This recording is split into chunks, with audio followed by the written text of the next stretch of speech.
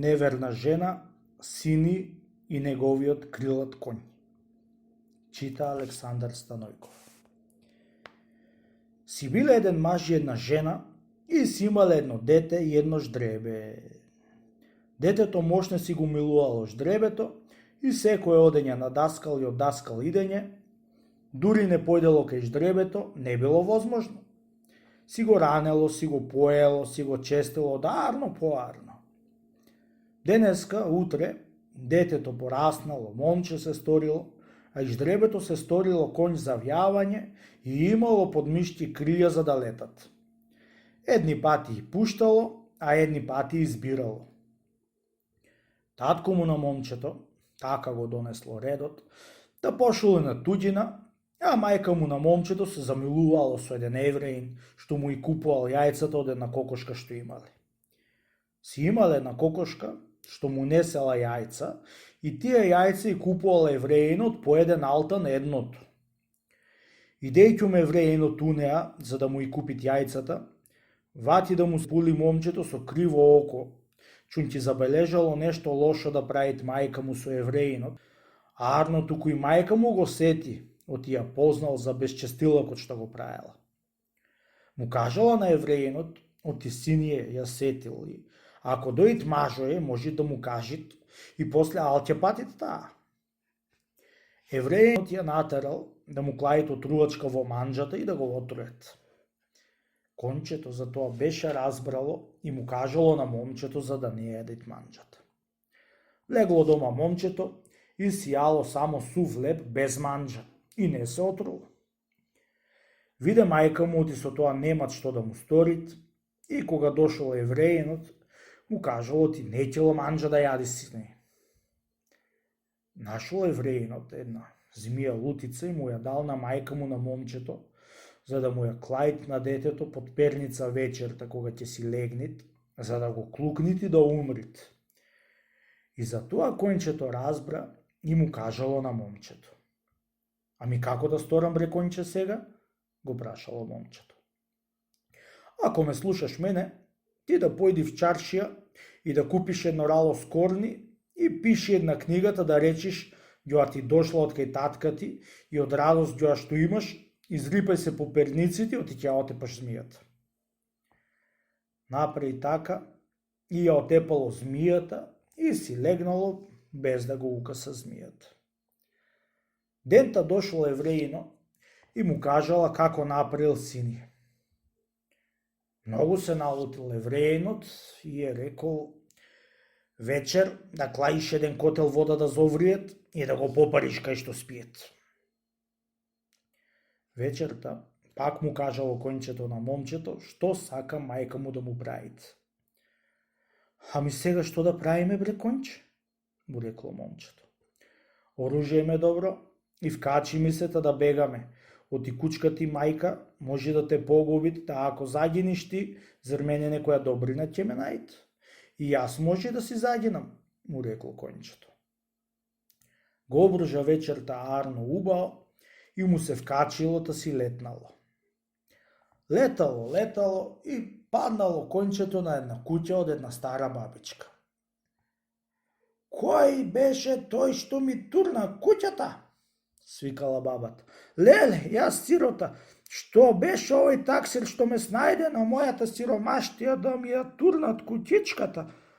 Молчи, бабо, молчи, јас ќе ти ја направам уште поарна куќата, му рекло момчето. Од кога ја смири бабата, се настамени тамо и појде в чаршија да купи се што требало за јадење и ватило мајстори, да му ја направила куќата од бабата уште поарна од како што и беше. По некој ден излегло низ чаршија да прошетат и шетајќум чуло еден телјал кај викал вака. Слушајте вамо луѓе, од царот има изим, секое момче што имат коњ, да излезет од град надвор, оти цареа ќерка ќе трчат со нејзиниот коњ и кој ќе може да ја натрчат, да ја земе за невеста. Првиот ден излегле сите момчиња и никое не могло да ја надбодиња цареа ќерка.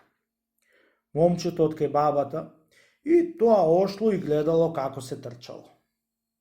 На одење царја ќерка му рекла: "Арам да ви е на младоста што не моговте мене да ме натрчате и да ме земите за на царов зет да бидите."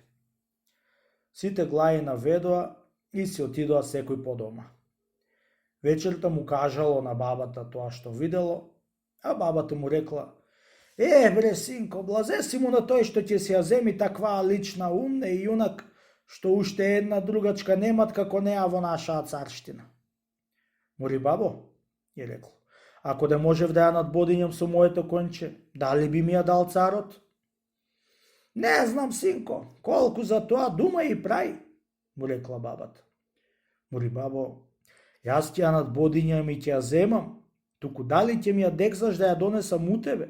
Оти ако не ми ја даваат, јас ќе ја грабам и ноќе овде ќе ти дојдам со се неа да си поседам, дури да ме побара царот." "Гледај, синко, и прај, само да не ми донесиш некоја белја." Утрото се собрале сите момчиња од најбогатите. Сите променети, начитени во најубавите алишта, за да и бендиса царја ќерка си мислеа да ако не може да ја натрчаат. Сите момчиња се наредија пред царја ќерка изнајавнати на коњи и туку кабрдисуаа пред неа. Детето од бабата го подседлало кончето со еден ветов мутав, се променило со едни алишта сиромашки, беше растурило косата како ниту тој омие, ниту кончето исчешлано и обрисано.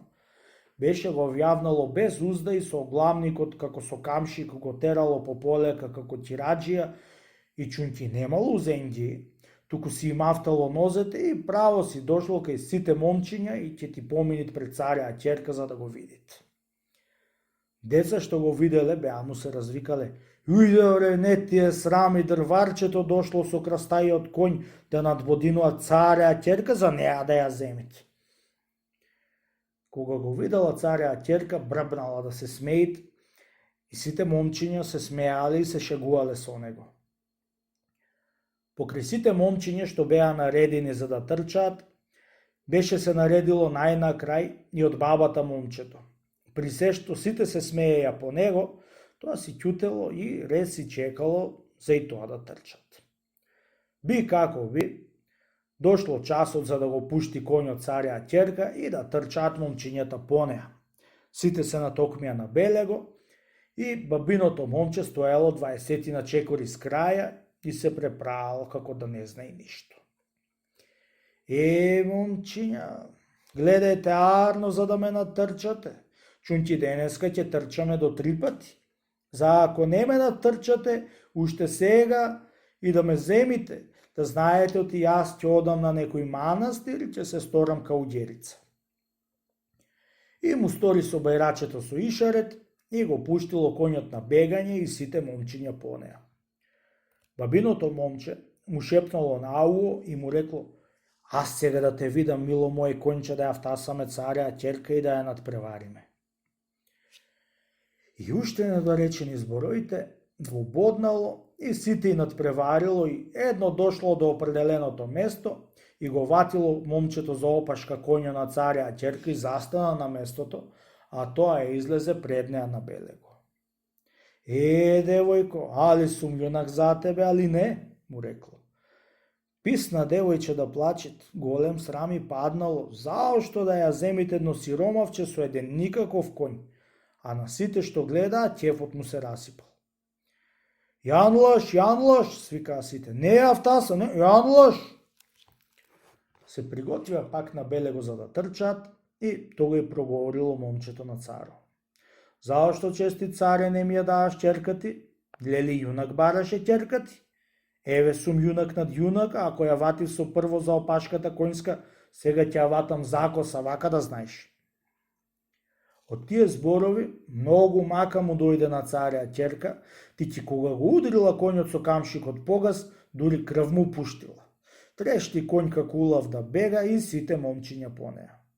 Најпосле и бабиното момче го пуштило кончето и летнало како некое пиле и до среде ја втасало, та ја грабнало закоса и ја фрлило на газо од коњо и си летнало преку градот, та ноќта си дошло у баба дома. Царот и сите што гледале се зачудиле и многу се ужалија, ама немаа што да чинат. Распрети царот посета царштина за да се барат тоа момче и да се вати живо али умрено, голем бакшиш ќе му дајал царот. Барале свет по сите страни ѓоа да го најдат, а арно туку момчето си ќутит кај бабата. За късметот од момчето, дошле двајца јунаци од некое царство далечно. Чунки чуле оти царја, ќерка ќе трчала со конј, да кој ќе ја натрчат да ја земит. Излегле двајцата јунаци пред царот и му рекле да му даат изим да се натрчуваат со облог. Му дал царот изим и излегле на Мегдан, таму иделе момчињата и ќе се натрчувале и многу момчиња ислекоа од пари и од коњи. Царо и големците што гледале, многу мака му идело дека се натрчувале неговите момчиња. Ах, велел царот, како не се најде еден јунак да и натрчат овие двајца јабанџи. Се научила бабата за тој збор од царот и му кажала на момчето дома како велел царот. Се променило момчето во најубавите алишта и го обружала коњот тубао, таму излегло на двајцата пеливани за да се надбодињаат. И се пазарија и облог кладоа ваков. Двајцата тие да трчаат, а ако го надтрчаат, да му биде троп. А ако пак тој натрчат, тие да му бидат робија на царот. И така излегоа пред царот и си врзаа збороите. Застанаа на нишанот и испуштија коњите на диздин и натрчало момчето, чунки неговото конче беше со крилја. И зеде обата пеливани да му и поклони на царот. Многу ќеф му се сторило на царот и му рекол: мило момче, што бакшиш сакаш да ти дам на ова јуносто што го стори? Честити царе, јас ништо бакшиш неќу. Саде изим сакам да ми даиш да го барам тоа момче што ти ја граби ќерка ти, за да му ја земам и да ми ја даиш за невеста. Синко, без друго ќе ти ја дам и дома за ќе те имам, само да ја најдиш ќерка ми. Од која го зеде изимот, отрча дома и ја изеде ќерка му од царот, да ја качи на коњ и тој се вкачи, да му појде кај царот со сенеја. Која го виде царот и тоа момче било, што му ја грабило ќерка му, рипна од столот и си и прегрна тај целива в чело. Веднаш викна по поите царот и венчал. Тога и момчето му рекол на царо, оти треба да појдит за да си земит родителите. Царо изим му дал и помош дома кај татка си. Кога го виде татко му, голема радост сторил. Му кажало на татко си се како што беше сторил со царската ќерка. Ами мајка, бре татко, камо ја? Го прашал. Мајка ти, синко, ја прости Господ.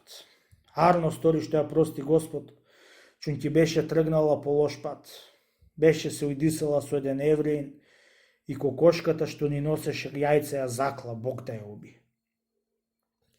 Бре татко, Господ да ја простит. На тоа ја навртел на тема го ѓавол, туку ај, вкачи се на коњо и да си оиме на друг вилјајт, да си поминеме царски живот. Си пошле кај царот и си ја зеле бабата на место мајка и тамо се заселија. По смртта од царот се воцарило момчето и цар се умрело кога му дошол саатот. Приказна заев, синче, приказна ти кажав. Мене лага, тебе вистина.